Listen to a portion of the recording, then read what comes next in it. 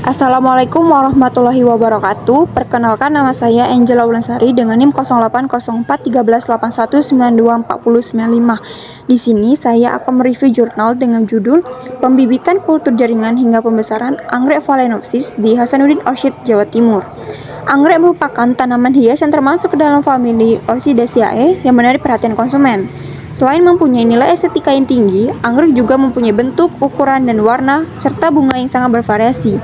Teknik kultur in vitro dilakukan untuk memenuhi kebutuhan anggrek Phalaenopsis dalam jumlah yang besar dan kualitas bunga yang seragam. Kegiatan penelitian ini bertujuan untuk meningkatkan pengetahuan dan keterampilan mahasiswa dalam aspek budidaya anggrek Phalaenopsis. Tujuan secara khusus pada penelitian ini adalah untuk mempelajari proses pembibitan anggrek Phalaenopsis dari kultur jaringan hingga pembesaran untuk menghasilkan tanaman yang bernilai jual tinggi di Hasanuddin Orchid. Sebelum ditanam sebagai bibit dalam pot, bibit anggrek hasil perbanyakan in vitro memerlukan suatu tahap penyesuaian terhadap cekaman lingkungan yang baru yang disebut tahap aklimatisasi. Tahap akhir dalam kegiatan budidaya tanaman secara kultur jaringan ada aklimatisasi. Aklimatisasi dapat dilakukan jika plantlet sudah memiliki organ lengkap yang umumnya berumur 8 hingga 12 bulan. Aklimatisasi merupakan proses penyesuaian terhadap iklim pada lingkungan baru yang merupakan masalah penting dalam budidaya tanaman menggunakan bibit dari teknik kultur jaringan. Kegiatan yang dilaksanakan yaitu membuat media kultur FV atau modifikasi, media VDA, penyemaian benih, subkultur, aklimatisasi, penyiapan media tanam, refotting, pemupukan dan pengendalian hama dan penyakit, serta pengemasan atau packing. Pelaksanaan kegiatan tersebut disesuaikan dengan penelitian kebun pada saat kegiatan penelitian berlangsung. Pengamatan dilakukan di 2 GH dengan ketinggian yang berbeda dan desain GH yang berbeda. Ketinggian GH1 adalah 680 meter di atas permukaan laut dengan plastik UV berada di bawah paranet. Sedangkan ketinggian GH2 adalah 770 meter di atas permukaan laut dengan plastik UV berada di atas paranet. Pengamatan dilakukan untuk memperoleh data primer adalah yang pertama adalah presentasi kontaminasi media VDA dan media FV. Pengamatan dilakukan selama 4 bulan. Yang kedua, presentasi kontaminasi pada plantlet. Pengamatan dilakukan selama 4 bulan. Yang ketiga, presentasi keberhasilan aklimatisasi. Pengamatan dilakukan selama 4 bulan. Yang keempat, rata-rata tinggi tanaman, jumlah daun, panjang daun, dan lebar daun pada fase bibit muda, tanaman remaja, dan tanaman dewasa. Pengamatan dilakukan selama 7 MSP. Yang kelima, presentasi serangan hama dan penyakit. Data juga diuji menggunakan rata-rata dan standarisasi deviasi Microsoft Excel. Hasil penelitian yang pertama adalah hasil dari pembuatan media kultur.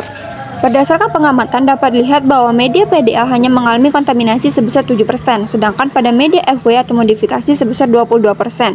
Hal ini dapat disebabkan oleh beberapa faktor, diantaranya pada proses akhir memasak yaitu kurang kuat dalam menutup botol dan tempat penyimpanan media.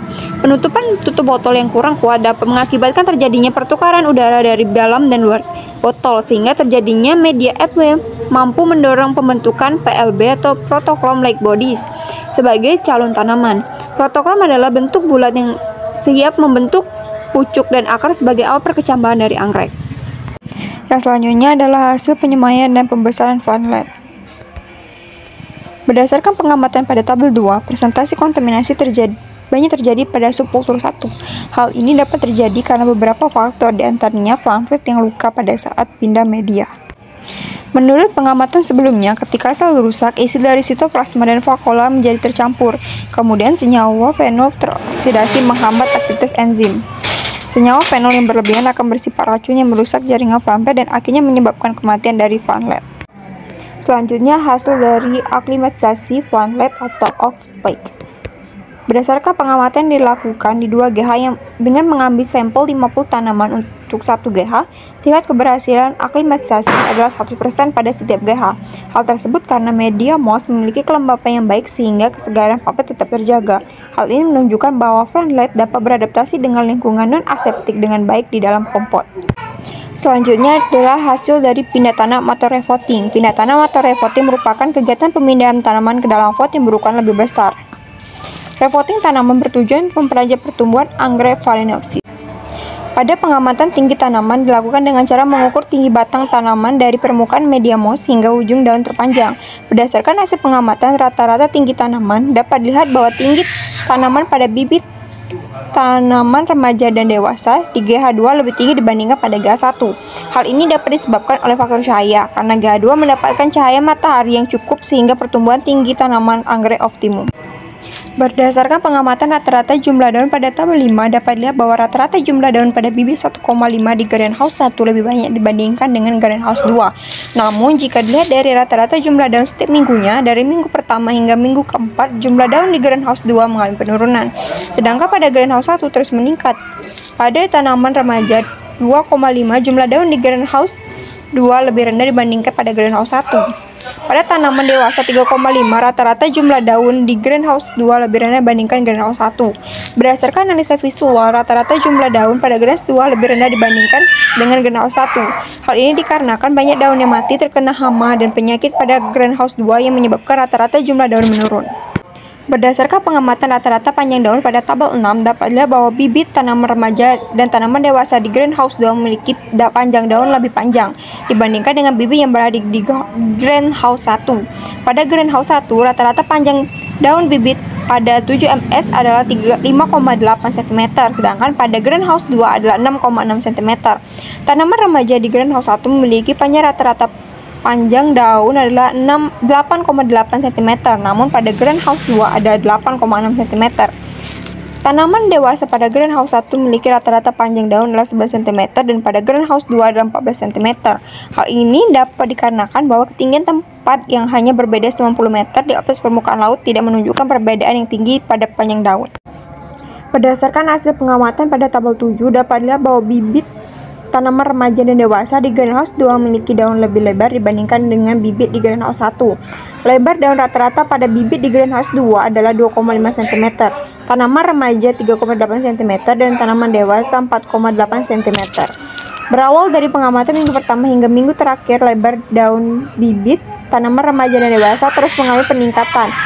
Hal ini dikarenakan letak greenhouse 2 mendapatkan cahaya matahari lebih optimum. Cahaya matahari dapat mempengaruhi lebar daun.